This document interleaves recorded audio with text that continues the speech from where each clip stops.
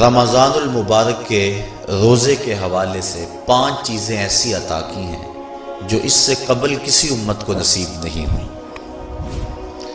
ایک تو یہ کہ رمضان المبارک کے اندر روزہ رکھنے والے کے معدے سے جو بو نکلتی ہے اللہ کو وہ مشک سے زیادہ محبوب ہے۔ دوسری بات کہ جب ماہ صیام آتا ہے تو شیاطین کو جکڑ دیا جاتا ہے۔ تیسری بات کہ روزے دار جب تک روزے میں رہتا ہے فرشتے اس کے لیے مغفرت کی دعائیں کرتے رہتے ہیں۔ اور چوتھی بات جب ماہ صیام کی آخری رات آتی ہے تو اس کے سارے گناہوں کو بخش دیا جاتا ہے اور اس کو جہنم سے آزادی کا پروانہ مل جاتا ہے۔ بلکہ ایک صحابی نے حضور سے عرض کی کہ آقا کریم جو یہ جہنم سے آزادی کا پروانہ مومن کو ملتا ہے تو کیا یہ لیلۃ القدر کی رات ہے؟ تو آقا کریم نے فرمایا نہیں، جب مزدور اپنی مزدوری مکمل کرتا ہے، جب اس کی دہاڑی پوری ہو جاتی ہے تو پھر اس کو اس کا مالک کچھ دیتا ہے، تو یہ جو اس کو بخشش اور مغفرت کا مجدہ جاں فضا دیا جاتا ہے یہ اس کی مزدوری ہے۔ اور فرمایا کہ جو لیلۃ القدر کی برکتیں اس کو حاصل ہوتی ہیں یہ اس کے علاوہ ہیں۔ اور یہ اللہ تعالیٰ جل شانہ نے خاص کرم نوازی فرمائی بندہ مومن پر کہ اس کو یہ بابرکت رات عطا فرمائی۔ اور 5ویں فضیلت جو اس کو دی گئی روزہ دار کو، اور حضور سے قبل جو امتوں میں لوگ روزے رکھتے تھے یہ فضیلتیں ان کو نہیں عطا کی گئی۔ جنت کو پورا مومن کے لیے آراستہ و پیراستہ کیا جاتا ہے۔ حضرت ابو ہریرہ رضی اللہ تعالی عنہ سے ایک روایت مروی ہے جس کو امام بخاری اور امام مسلم نے روایت کیا کہ آقا کریم علیہ السلام نے ارشاد فرمایا، قال اللہ عز وجل، اللہ جل شانہ ارشاد فرماتا ہے، کل عمل ابن آدم لہو، ابن آدم کا ہر عمل اسی کے لیے ہے، الا الصوم فإنہ لی، ہاں مگر روزہ ہے جو وہ میرے لیے رکھتا ہے، وأنا أجزی بہ، اور اس کی جزا میں اسے دوں گا، والصیام جنۃ، اور صیام روزہ ڈھال ہے، فإذا کان یوم صوم احدکم فلا یرفث ولا یصخب، فَإِن صَابَّهُ أَحَدٌ أَوْ قَاتَلَهُ فَلْيَقُلْ إِنِّي صَائِمٌ إِنِّي صَائِمٌ وَالَّذِي نَفْسُ مُحَمَّدٍ بِيَدِهِ لَخُلُوفُ فَمِ الصَّائِمِ أَطْيَبُ عِندَ اللَّهِ مِن رِّيحِ الْمِسْكِ لِلصَّائِمِ فَرْحَتَانِ يَفْرَحُهُمَا إِذَا أَفْطَرَ فَرِحَ بِفِطْرِهِ وَإِذَا لَقِيَ رَبَّهُ فَرِحَ بِصَوْمِهِ۔ تو فرمایا کہ جب کوئی شخص روزہ رکھتا ہے تو اس کا یہ عمل اللہ کے لیے ہے اور اللہ تعالیٰ اس کی جزا دے گا۔ روزہ ڈھال ہے، جب کوئی شخص روزہ رکھے تو وہ اس کے اندر کوئی اللہ کی نافرمانی نہ کرے، یہاں تک کہ اگر اس کو کوئی شخص گالی بھی دے تو وہ یہ کہے کہ میرا روزہ ہے، میں صائم ہوں، میں نے روزہ رکھا ہوا ہے، یہ کہہ کے لڑنے والے کو، الجھنے والے کو ٹال دے۔ حضور نے ارشاد فرمایا، مجھے قسم ہے اس رب کی جس کے قبضے میں محمد کی جان ہے، کہ روزہ دار کے معدے سے جو بو نکلتی ہے اللہ کو وہ مسک یعنی کستوری کی خوشبو سے زیادہ محبوب ہے۔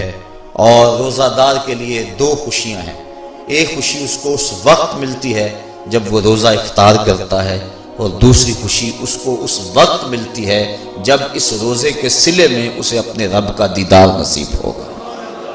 یہ بات ذہن میں رکھیں کہ اس دنیا پر سب سے بڑی دولت جو حضرت انسان کو دی گئی ہے وہ دولت ایمان ہے، اور قیامت کے دن سب سے بڑی دولت جو اہل ایمان کو دی جائے گی وہ اللہ تعالیٰ کا دیدار ہوگا۔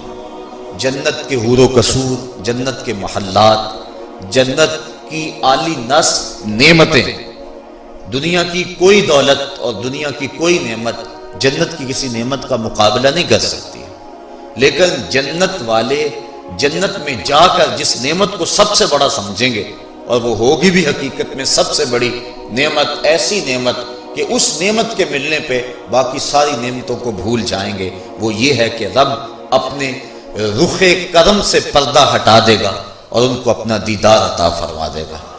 تو یہ سب سے بڑی دولت جو مومن کو آخرت میں نصیب ہوگی، یہ روزے کے صلے میں نصیب ہوگی۔ یہ روزے کا وہ ثمر ہے، یہ روزے کا وہ پھل ہے جو اللہ اہل ایمان کو قیامت کے دن عطا فرمائے گا۔ عاجزی بہی کا معنی ہے کہ اس کی میں جزا دوں گا۔ ایک روایت میں آتا ہے کہ جو اعمال ہیں وہ 7 طرح کے ہیں۔ 2 اعمال ایسے ہیں کہ جو واجب کرتے ہیں، 2 اعمال ایسے ہیں کہ جن کی جزا ان کی مثل ہے، اور ایک عمل ایسا ہے کہ جس کی جزا 10 گنا ہے، اور ایک عمل ایسا ہے کہ جس کی جزا 700 گنا ہے، اور ایک عمل ایسا ہے جس کی جزا بے حساب ہے۔ فرمایا کہ وہ 2 عمل جو واجب کرتے ہیں وہ یہ کہ اگر کسی شخص نے اللہ کی عبادت کی اور اس کے ساتھ کسی کو شریک نہ ٹھہرایا تو وہ جنت کو یہ اعمال واجب کر دیتے ہیں، یعنی اس کو جنت کا ملنا لازم ہے، ضروری ہے، واجب ہے اس کے لیے۔ اور دوسرا وہ شخص جس نے اپنے رب کے حکموں کو توڑا یہاں تک کہ اس کے ساتھ کسی کو شریک ٹھہرایا، اس کے اوپر جہنم واجب ہے۔ اور 2 وہ عمل جن کی جزا ان کی مثل ملے گی، ایک وہ گناہ جو اس نے کیا تو اس کی سزا اس کی مثل دی جائے گی، اور دوسری وہ نیکی جو اس نے کی نہیں ہے لیکن اس کا عزم کیا تھا تو اس کو بھی ایک نیکی کا ثواب دے دیا جائے۔ ایک عمل وہ ہے جس کے بدلے کے اندر 10 گنا اس کو اجر دیا جاتا ہے، اور فرمایا اس سے اس کے نیک اعمال مراد ہیں۔ اور فرمایا کہ جو اس کا چھٹا عمل ہے وہ ایسا ہے جس کے بدلے کے اندر اس کو 700 گنا اجر دیا جاتا ہے، اور وہ راہ خدا میں اس کا صدقہ کرنا ہے۔ اور فرمایا ایک عمل ایسا ہے جس کی جزا کا دنیا پر کوئی حساب ہی نہیں ہے، اور وہ بندے کا اللہ کے حضور اپنے روزے کے ساتھ پیش ہونا ہے۔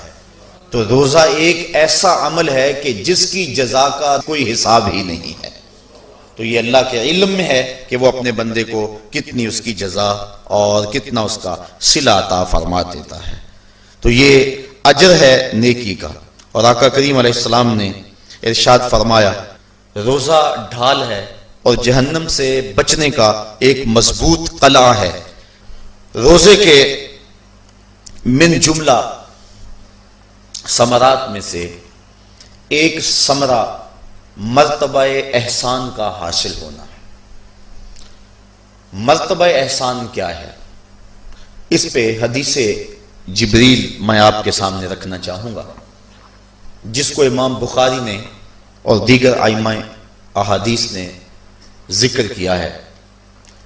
مسجد نبوی کا ماحول تھا، مدینہ شریف کی فضائیں تھیں، صحابہ حضور کی صحبت میں جلوہ فراز تھے، نور بٹ رہا تھا، اجالے اتر رہے تھے، صحابہ کے من روشنی سے مالا مال تھے کہ حضرت عمر فاروق رضی اللہ تعالی عنہ فرماتے ہیں کہ ایک شخص آیا جس کی گھنی سیاہ داڑھی تھی اور اس کا سفید لباس تھا، ہم میں سے اسے کوئی جانتا بھی نہیں تھا، لیکن اپنے وجود کی تر و تازگی کی وجہ سے وہ مسافر بھی دکھائی نہیں دیتا تھا۔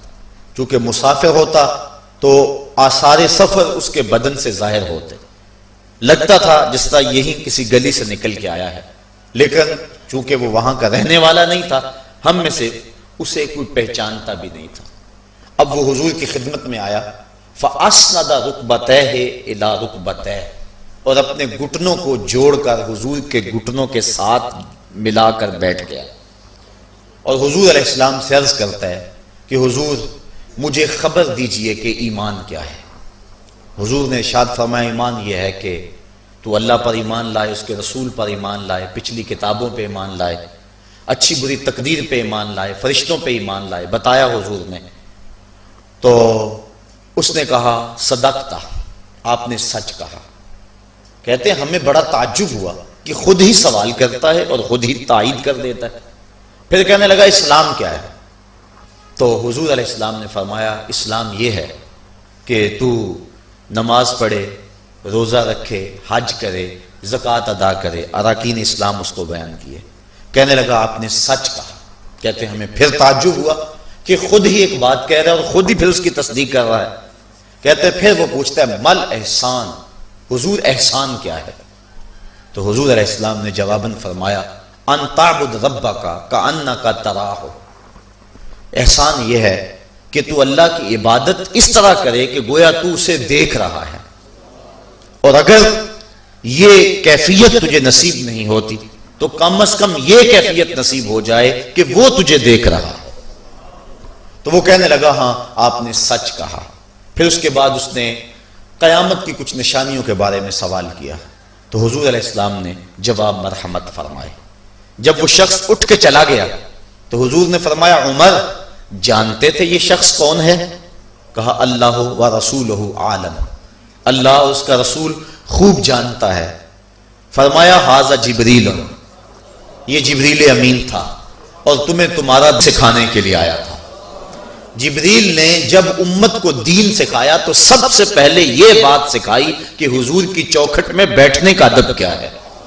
دونوں گھٹنے بچھا کر وہ اس طرح حضور کی چوکھٹ میں ادب کے ساتھ بیٹھا، اور اس کے بعد حضور سے اس نے سوالات کیے۔ تو فرمایا یہ جبریل امین تھے جو تمہیں تمہارا دین سکھانے کے لیے آئے تھے۔ تو جبریل امین نے جو دین سکھایا، جو چیزیں پوچھی وہ 3 چیزیں تھیں، ایمان کیا ہے، اسلام کیا ہے اور احسان کیا ہے۔ تو احسان تیسری چیز ہے جس کو ہم اپنی زبان کے اندر تصوف کہتے ہیں، جس کو ہم طریقت کا نام دیتے ہیں۔ تو اس کو درجہ احسان یا مرتبہ احسان کہا جاتا ہے، اور یہ دین کی روح ہے۔ جو لوگ طریقت کا انکار کرتے ہیں وہ دین کی روح کا انکار کرتے ہیں۔ تو حضور علیہ السلام نے جو طریقت بیان فرمائی وہ یہ تھی کہ اللہ کی عبادت تو اس طرح کرے کہ جس طرح تو اسے دیکھتا ہے۔ اگر یہ کیفیت مل جائے تو سبحان اللہ، لیکن اگر یہ کیفیت نہیں ملی تو کم از کم یہ کیفیت تو ملے کہ وہ مجھے دیکھ رہا ہے، اور اگر یہ کیفیت بھی مل جائے کہ وہ مجھے دیکھ رہا ہے تو بتائیے کہ پھر انسان کی زندگی میں کتنا سرور آ جائے گا کہ جب وہ نماز کے لیے کھڑا ہو تو اس تصور میں ڈوب جائے کہ میرا مالک تو مجھے دیکھ رہا ہے۔ تو پھر نماز کا کتنا سرور آ جائے گا اس کو، اور جب وہ کوئی اور نیک عمل کر رہا ہو تو اس تصور میں ڈوب جائے کہ میرا مالک میرے اوپر نگاہ لطف فرما رہا ہے، تو پھر اس کی کیفیت کا عالم کیا ہوگا۔ تو پہلی کیفیت کہ تو اسے دیکھ رہا ہے۔ حضرت علی المرتضیٰ رضی اللہ تعالی عنہ سے کسی نے پوچھا جس رب کی عبادت کرتے ہو کیا اس کو کبھی دیکھا بھی ہے؟